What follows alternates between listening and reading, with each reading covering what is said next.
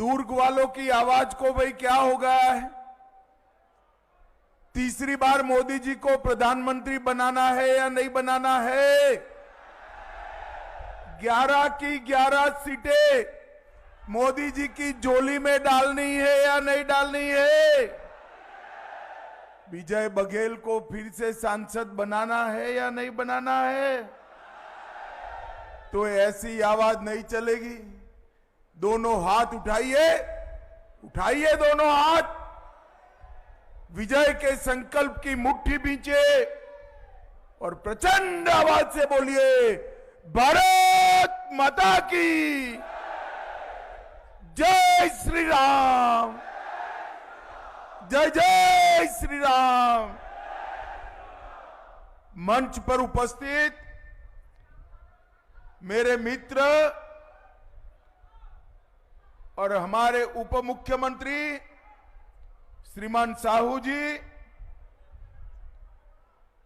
श्री दयालदास बघेल जी, राजेश मुणत जी, चंदूलाल साहू जी, राजीव अग्रवाल जी, अवधेश चंदेल जी, दीपेश साहू जी, श्री ईश्वर साहू जी, श्री गजेंद्र यादव जी, श्री ललित चंद्राकर जी, श्री रिकेश जैन जी,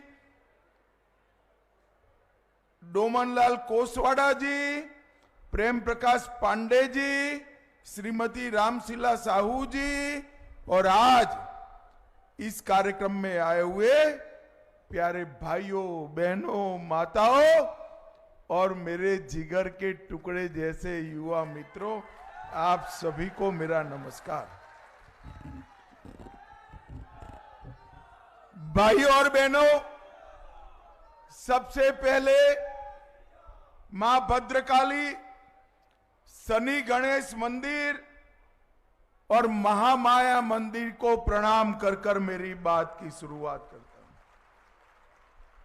शहीद वीर नारायण सिंह, पूजनीय गुरु घासीदास जी और स्वर्गीय पंडित ठाकुर प्यारेलाल जी को भी प्रणाम कर कर मेरी बात की शुरुआत। भाइयों और बहनों, मैं यहां आया हूं तब हमारे ही एक युवा भुवनेश्वर साहू, कांग्रेस की वोट बैंक की राजनीति ने जिसकी जान ली थी, वो भुवनेश्वर साहू को भी श्रद्धांजलि देकर मेरी बात की शुरुआत। भाइयों बहनों, छत्तीसगढ़ की जनता ने न केवल दुर्ग में, पूरे छत्तीसगढ़ में भुवनेश्वर की हत्या, इसको बड़ी गंभीरता से लिया। हमने श्री ईश्वर साहू को प्रत्याशी बनाया। कोई नहीं मानता था कि रविंद्र चौबे जैसे कद्दावर नेता को वो हरा देंगे, उनका सुपड़ा साफ। और छत्तीसगढ़ की जनता ने अपना मैंडेट दिया कि तुष्टीकरण की राजनीति छत्तीसगढ़ में नहीं चलेगी। भाइयों और बहनों, ये छत्तीसगढ़ को बनाने का विरोध एक कांग्रेस पार्टी करती थी। भाजपा के नेता और हमारे पूर्व प्रधानमंत्री भारत रत्न अटल बिहारी वाजपेयी ने छत्तीसगढ़ को बनाने का काम किया और 20 साल तक छत्तीसगढ़ में भाजपा सरकार चली और ये 20 साल के अंदर बीमारू छत्तीसगढ़ को विकसित छत्तीसगढ़ बनाने का काम भारतीय जनता पार्टी की सरकार ने की। गरीबों को पीडीएस के चावल नहीं मिलते थे, हमने पहुंचाया।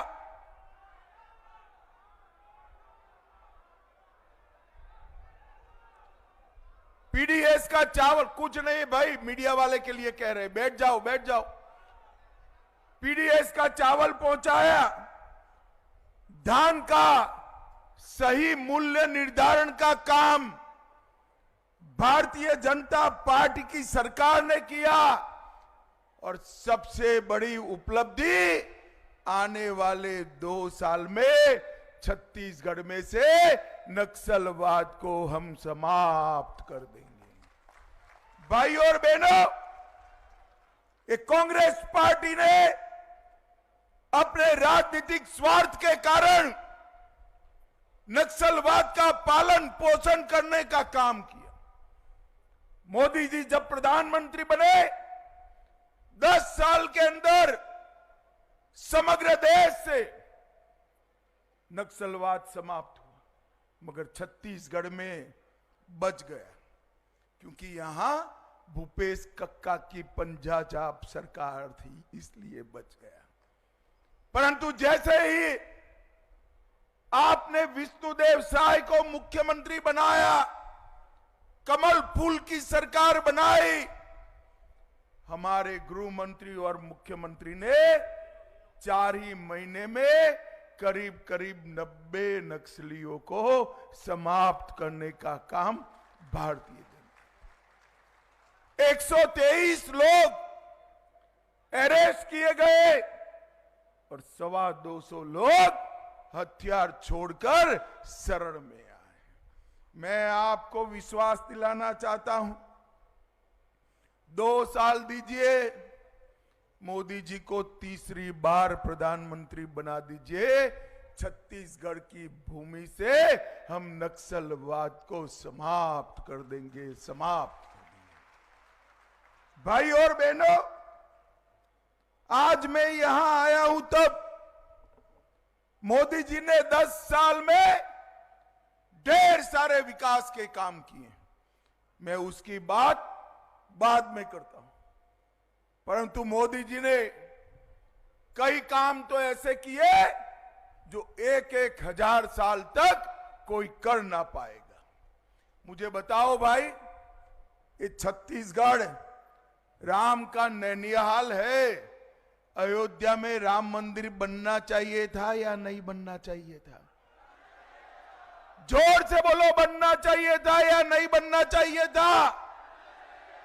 एक कांग्रेस सरकार 70 साल से राम जन्मभूमि के प्रश्न को अटका कर रखती थी, लटका कर रखती थी, भटका कर रखती थी।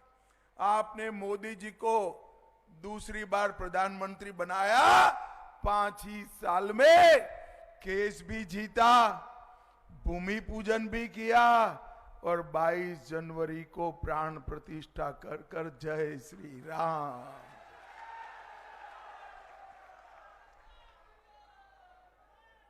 और ट्रस्ट वालों ने ये राहुल बाबा को निमंत्रण दिया, मगर राहुल बाबा प्राण प्रतिष्ठा में नहीं गए क्योंकि उनको वो अपनी वोट बैंक का डर लगता है, वोट बैंक का डर लगता है। भाई और बहनों,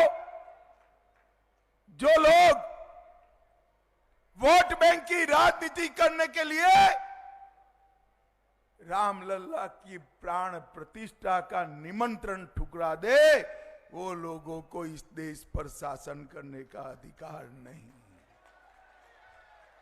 दुर्ग वालों, मुझे बताओ, ये कश्मीर जो है हमारा है या नहीं है? अरे जोर से बोलो, खरगे तक आवाज जानी चाहिए। कश्मीर हमारा है या नहीं है? एक खरगे साहब कहते हैं राजस्थान छत्तीसगढ़ वालों का कश्मीर से क्या लेन देन है? अरे खरगे जी, इस देश को आप जानते ही नहीं हो। आयु भली से पार कर गए, इस देश को पहचान नहीं पाए। छत्तीसगढ़ का बच्चा बच्चा कश्मीर के लिए अपनी जान दे सकता है, जान दे सकता है। भाई और बहनों, फिर से एक बार एक कांग्रेस पार्टी अपने वोट बैंक की लालच में कश्मीर में धारा 370 को अनेक साल तक संभाल कर रखी। फोटोग्राफर, यहां जाओ। अब अनेक साल तक संभाल कर रखी और एक अनोरस बच्चे की तरह गोदी में बिठा दिया। आप सभी ने मोदी जी को दूसरी बार प्रधानमंत्री बनाया। मोदी जी ने 5 अगस्त 2019 को धारा 370 को समाप्त कर दिया और एक कश्मीर हमेशा के लिए भारत का हिस्सा बन गया। भाई और बहनों, मैं आपको बताना चाहता हूं, मैं पार्लियामेंट में जब कश्मीर का बिल लेकर खड़ा हुआ, ये विजय जी थे, राहुल बाबा कहते थे धारा 370 मत हटाइए। मैंने पूछा क्यों ना हटाए, तो उन्होंने कहा खून की नदियां बह जाएगी। अरे राहुल बाबा, 5 साल हो गए, खून की नदियां छोड़ो, किसी की कंकर चलाने की हिम्मत नहीं है। कंकर चलाने ये नरेंद्र मोदी सरकार है। नरेंद्र मोदी सरकार ने इस देश से आतंकवाद को समाप्त कर दिया। भाई और बहनों, यूपीए की सरकार थी, सोनिया मनमोहन की सरकार थी, आए दिन पाकिस्तान से आलिया मालिया जमालिया घुस जाते थे, बम धमाके करते थे, कोई कुछ नहीं करता था। आपने मोदी जी को 14 में प्रधानमंत्री बनाया, फिर से पाकिस्तान को आदत जो लगी थी, उरी और पुलवामा में हमला किया। मगर इस बार मनमोहन सिंह प्रधानमंत्री नहीं थे, नरेंद्र मोदी प्रधानमंत्री। नरेंद्र मोदी सरकार ने 10 ही दिन में सर्जिकल स्ट्राइक और एयर स्ट्राइक कर पाकिस्तान के घर में घुसकर आतंकवादियों का सफाया करने का काम नरेंद्र मोदी जी ने इस देश को सुरक्षित करने का काम। मोदी जी ने 25 करोड़ गरीबों को गरीबी रेखा के बाहर निकालने का काम, 80 करोड़ गरीबों को प्रति माह 5 किलो चावल प्रति व्यक्ति प्रति माह मिलता है। और मोदी जी को तीसरी बार प्रधानमंत्री बना दो, 29 तक मिलता रहेगा, कोई नहीं।